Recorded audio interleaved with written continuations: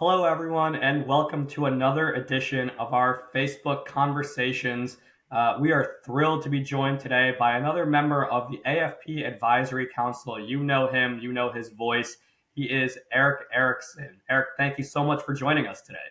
Thanks for having me. Absolutely. So I want to dive right in. The topic of this conversation is an op-ed that you wrote last week in your capacity as an advisory council member of ours, talking about one of the internal debates going on in the conservative movement and the right of center over kind of industrial policy versus more free enterprise, free market philosophy. It has generated a ton of conversation inside the Beltway with policy experts and people who, many of us consider each other friends, kind of in the right of center. But some have kind of changed their tune on these issues a little bit, and then also highlighted some of the work that AFP is doing with a coalition of aligned groups that are active on Capitol Hill to defend and advance free markets from challenges on both sides. So, give us a very quick overview. I mean, how do you look at this debate? What is industrial policy, and kind of what are we fighting back with and for? So much of industrial policy, as we talk about it, is really the government setting demands on businesses for output or even input, and where resources should be aligned for industries. We have, for example, just as a real world example of something that I think everyone embraces on the right is in national security. Of course, we want to make sure that components are aligned in certain ways and certain things are built, and that's fine. But for the larger market, for consumers, for the middle class, where industries go, how they work, what they do, what guidelines they have to have.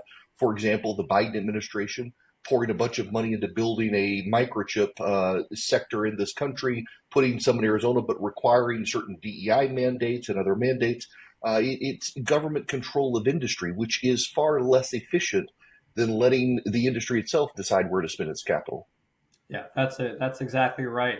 And you mentioned that the administration, in their sort of attempt at industrial policy, which is a major portion of Bidenomics, they place their own kind of social, cultural, political goals into the legislation, into the implementation, right? DEI goals, childcare mandates, and what have you. We're seeing some of this stuff trickle down from Republicans too, where they kind of want to use the power of government to impose conservative ends or conservative means onto the American people. Why do you see that failing? Is it because government and bureaucracy is largely run by progressives? Is it the central planning? Why is that problematic beyond kind of the market philosophy Yeah, that you mentioned? behold the healing power of and here. It's all those things and then some. It is a command and control government fiat policy doesn't work. The right, to some degree, those on the right who are embracing this are essentially acknowledging they're giving up on trying to make change. They're trying to embrace a rubric that progressives have largely built. The problem is that, when a Democratic administration leaves Washington, D.C., a lot of the political appointees are allowed to begin to embed within the American bureaucracy if there are positions open. And a lot of them take it up far more than Republicans. So you're essentially, if you do this government set policy, allowing Democrats who've embedded within government to ultimately oversee it over time. Conservatives actually have an alternative, and we've seen it in the past, which is to deregulate, to limit government, to cut mandates on companies, and to actually pass legislation through Congress to get it done, to use reconciliation, which can't be filibustered, as a vehicle to get things through Congress to bypass the filibuster. We've seen this happen. For example, sequestration was a great idea conservatives embraced around 2013. It cut government, real world cuts in government, not future growths in government, and allowed the free market to kind of get the government out of its hair. And it worked. When conservatives decide to embrace this idea that we're just going to do what the left has done, there's no such thing as permanence in politics. So you continue then to build the apparatus the left then turns against us. I would just encourage conservatives, don't give up on this. Use Congress, if you can capture it through winning good elections, to roll this back, to defund regulations, to pull regulations back. And once Congress has pulled those regulations back, the executive can't then renew regulations that the Congress has pulled back. Yeah, that's a great point. So, talk a little bit about the politics of this. I mean, we hear a lot that because of the changing coalition of voters and because of the way our society has changed, that free markets are kind of a thing of the past, and we can't advance sort of traditional values, cultural values, as a result of free markets. That free markets undermine, family stability and community stability, and free markets actually make us worse off, kind of in the cultural and social sense. How do you respond to that? Is a free market empowering or kind of disempowering for conservatives? Well, let's just talk about what is a free market. A free market is individuals without the government being in charge, negotiating what's best in their interest at an arm's length exchange. So you have to compromise and I have to compromise for us to get the best for our family. When we bring bureaucrats and government into that, suddenly there's a third party negotiating on our behalf. And that guy shouldn't be expected to know more about what's best for my family than I do in these negotiations. That's all the free market is individual Americans negotiating what's best for them, played out at scale to the collective size of America. Each person gets, through compromise, what is in the best interest of their family. When you bring the government into that, suddenly the government's deciding what's in the best interest of their family. The conservatives who've decided that the free market is broken down and doesn't work and is bad for families, they're confusing the corporatist structure that we've moved to in the last 20 years with the free market, and that's not true. When government started bailing out businesses, allowing moral hazards to accumulate, not allowing the creative destruction of the marketplace to take place, suddenly these businesses that have gone woke, as so many people on the right, myself included, are upset about, they're playing to a government and a bureaucracy that gives them and punishes them, that picks winners and picks losers. That's not a free market. A free market would be to tell the government to disentangle itself, to stop picking the winners and losers, and frankly, to allow big businesses to go out of business and the entrepreneurial class of America to pick up the pieces and build something new. We haven't done that since we started bailing out the automakers. That's a great point. And you mentioned sort of corporate welfare, cronyism. That's something Americans of all political stripes are very upset by.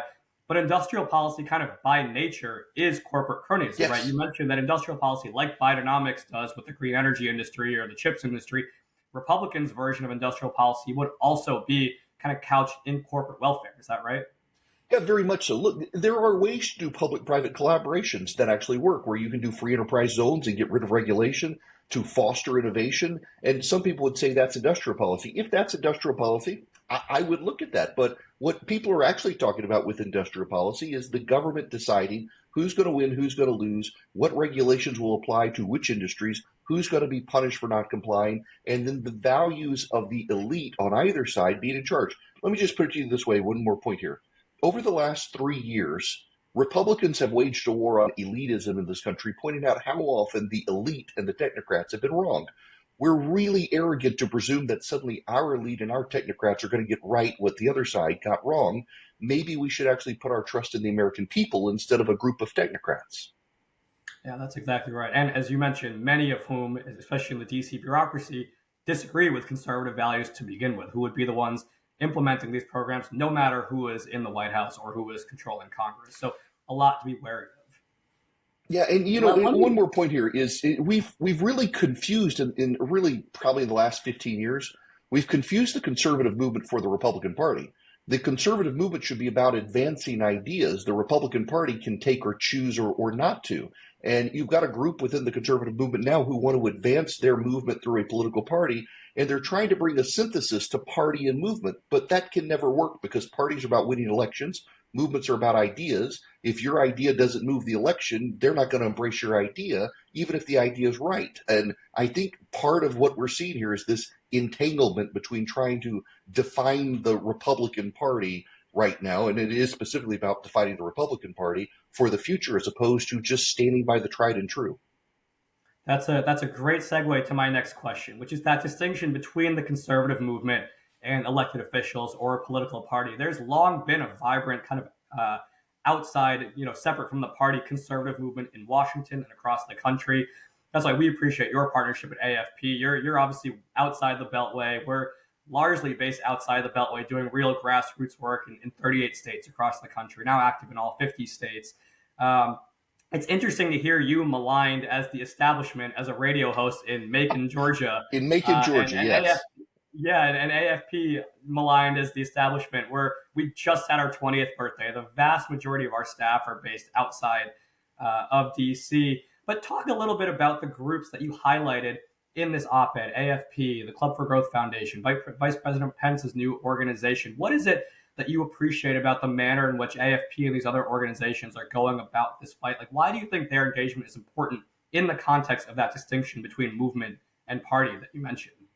that consistency. Take AFP or take the Club for Growth or take Mike Pence. The views and the ideas that are being advocated today are the same that have been advocated for the last 20 years, and they're the tried and the true. They're the Milton Friedman ideas, they're the Thomas Sowell ideas. That they're not taking bits and pieces and trying to rebrand them and focus group them into new ways. If anything, they may be focus grouping them in ways to explain to a generation that's forgotten that they're the tried and the true, but they're not upending themselves. And what I like is that they're standing on the outside holding the party accountable for the ideas. A lot of the groups, and I don't think it's a coincidence, a lot of the groups that are shifting are trying to get seats at a table in the next presidential administration if Donald Trump wins. And so I think a lot of them are trying to align their values and ideas to what they think he wants, as opposed to what's tried and true. And I get that temptation, but that's aligning party and movement in the same way so many tried to call George W. Bush a big government conservative in the early 2000s when he wasn't. And what ultimately that does is it brands the movement as part of a political apparatus. And the political apparatus is always going to control because the political apparatus is about winning elections. And so the ideas are going to be subservient to winning elections. And that's not actually the way to foster a private intellectual process in the future for the conservative movement. It actually enslaves it to winning elections. Yeah, that's a good point. They have separate and distinct responsibilities. The responsibility that AFP has taken on is educating and activating the grassroots. Some of these groups that we're working with, which you highlight in the op-ed, are putting out white papers. The Free Op, Ovik Roy's group, is doing education on the Hill. Vice President Pence's organization is going to be doing a campaign about these ideas around the country. AFP, of course, as you know, launched Bidenomics.com, which is amusing that the White House didn't own that URL to begin with. But it's efforts like this that are educating the American people on the consequences of Bidenomics. And it's important that our audience, especially on the right of center, understands that Bidenomics with an R next to it, which is what industrial policy is just as bad as Bidenomics as well. I want to move a little bit, Eric, to the practical application. You're based out in the States. You're in Georgia, which has been a huge economic success, as have many of these low tax, right to work states. And even just, you mentioned President Trump, the last administration, it showed us what works, right? President Trump signed the Tax Cuts and Jobs Act into law. He, rolled back thousands of pages of regulations, and we saw the result, right? We saw the lower rungs of the socioeconomic ladder have the greatest gains in income. We saw, great economic mobility and prosperity. How do you think about the connection between the conservative movement, people that have benefited from these fairly obvious free market reforms, and kind of this move away from those ideas and this populist moment from some folks who seem to be aligning with what the new Republican Party, or what they believe the new kind of Republican Party when you look at what Donald Trump did in his first administration, a lot of it really was traditional Republican policy. People got distracted by the tweets and other things, but his free market economic policies, while I could quibble with some of it, the tax cuts showed revitalization, a focus on the middle class, a focus on repatriating corporate capital into this country in ways that actually stimulate free market exchange in this country. But Donald Trump is actually one man, and Donald Trump sometimes says things that people interpret in one way that he means in a different way. And you've got a lot of people trying to align policies and what they think he means, and it's really about them and what they want as opposed to him.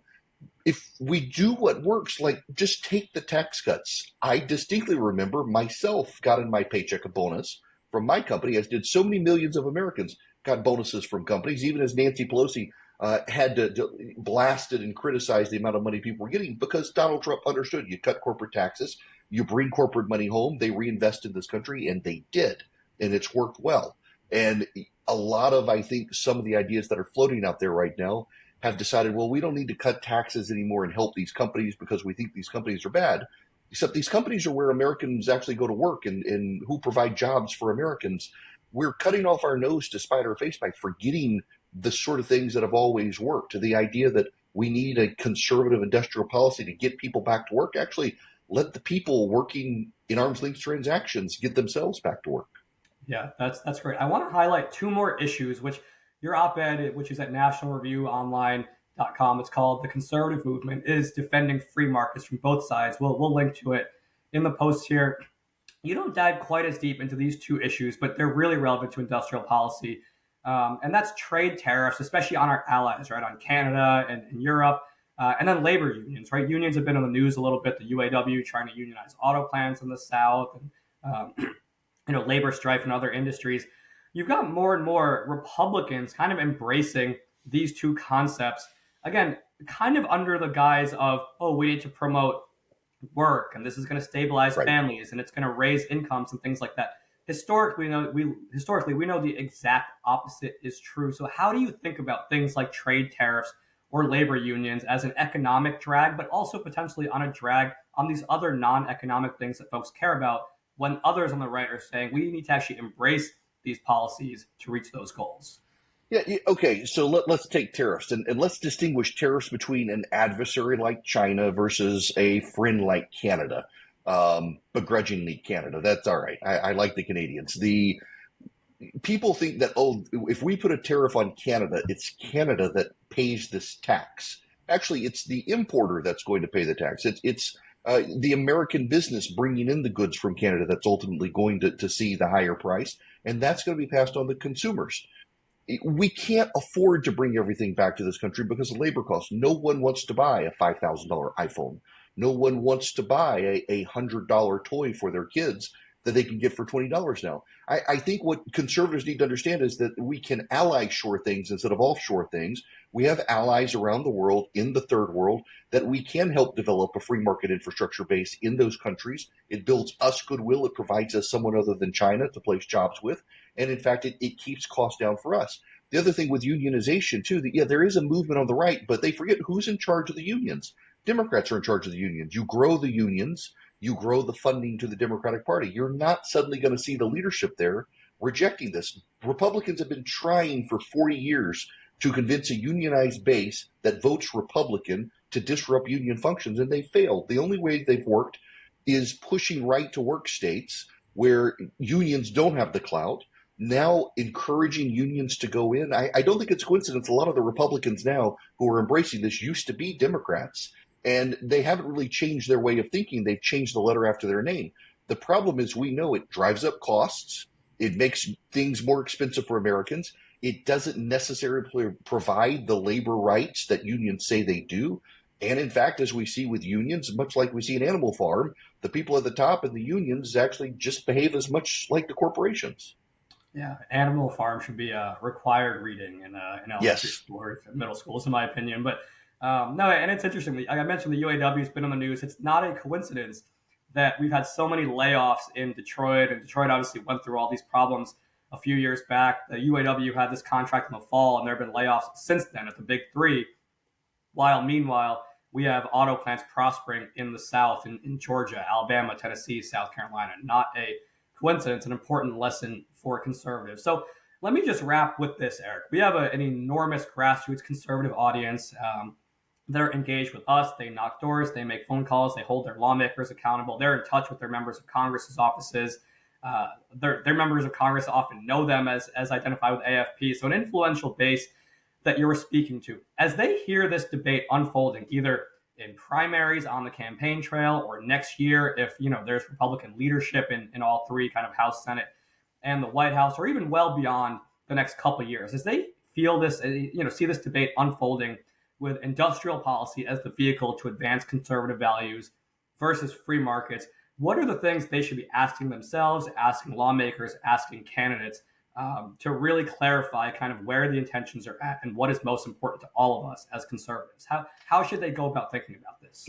I think one they need to ask themselves and ask the candidates, who sets the policy? Is it Washington, D.C.?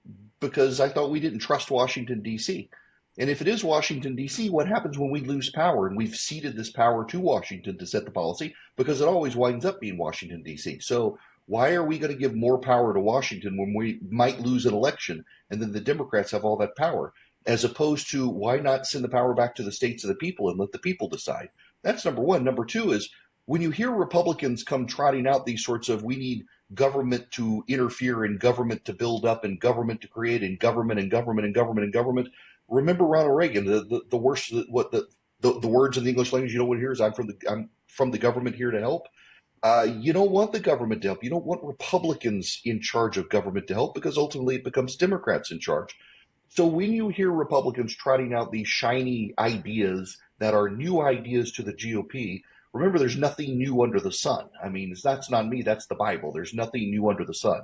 So maybe instead of trotting out these shiny new ideas, maybe the tried and the true that the GOP left. And remember, it's not the conservative movement that walked away from the ideas, it's the Republican Party that walked away from the ideas when they started bailing out businesses. So maybe get the Republican Party back to the tried and true ideas of the conservative movement of you don't bail out big businesses, you allow them to fail, and you allow the middle class to pick up the pieces and rebuild and themselves become entrepreneurs. We used to in this country allow David to slay Goliath, and now Republicans, Democrats alike surround Goliath with lawyers and regulations so David can't get through. Maybe it's time to break down that wall instead of shackling David to government command and control. That's exactly right. You heard the man. Let's keep Elizabeth Warren's ideas with Elizabeth Warren and out of the conservative movement. Again, Erick Erickson's op-ed from just a few days ago is called "The Conservative Movement is Defending Free Markets from Both Sides." It is online at National Review. Erick, thank you so much for joining us today. Thank you so much for your op-ed, your partnership with us at AFP, and for all the great work you do. We look forward to being with you again soon. Thanks so much for having me. Thanks.